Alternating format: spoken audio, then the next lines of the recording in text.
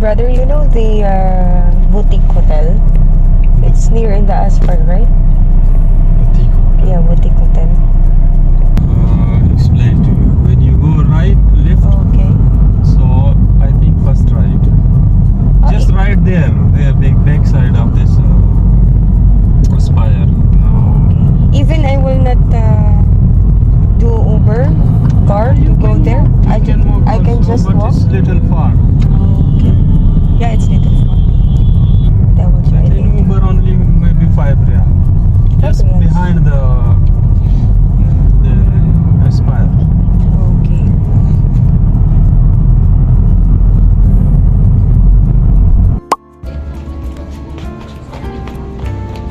Maaram kung haing dapit ba ito nga boutique hotel na gusto ko kantuan. Basta last week ko pa ito yung nakita ko na ito yung TikTok. Kung hara nila didi, pwede na akong lakton la. Haluwag mangurit Aspar Park.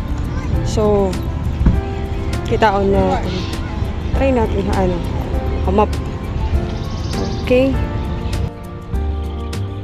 So, always ako nakaniha Aspar Park. Pero never ko pa ito yan nakita. See?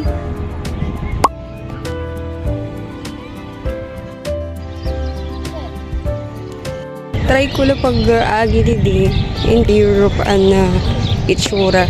Siya adi kasi nahiya bagan likod na daw hiyan torch. So nakikita ko ang torch. Tara nila manggudi didi. Nakita niyo ato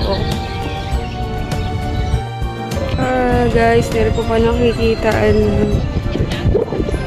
view ng hotel. Pero adi na ako katuktok at Aspar. Grabe, ginihingal na ako medyo. Pero kaya pa. So,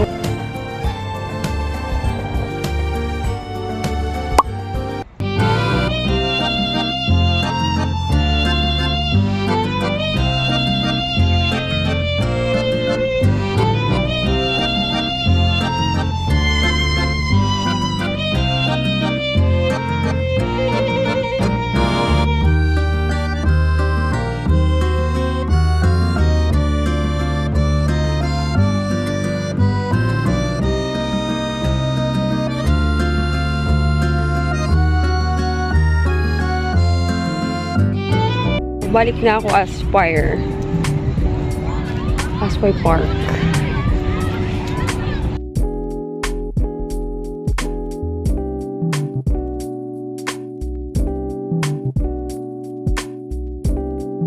Ako nga di naling ko dani bench. May ako balon, gating na balon. Later, amot akong kakaunan. Mga naraming ako maulit. Mag-relax na ako. Mga 1 week na gibibiling ko ito yung gitatry ko ng pakani. Pero diri ako nadadayon kasi may dakita sakit. So for 2 days na nasakit ako, nag-leave kita. So baga na upay ako kagad.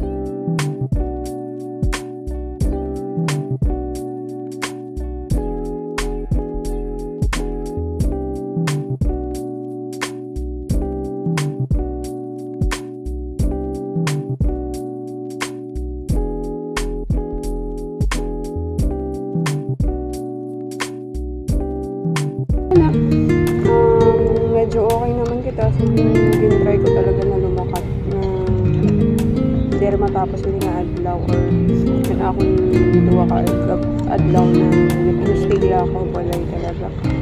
Halo yung ako na-feel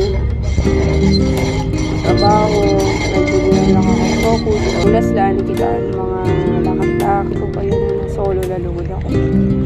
Mas nagiging parang nagtatest yung pagiging independent. Pero kalari lang yung para tao. Happy ako yun na. Promise. So, bike na naman trabaho.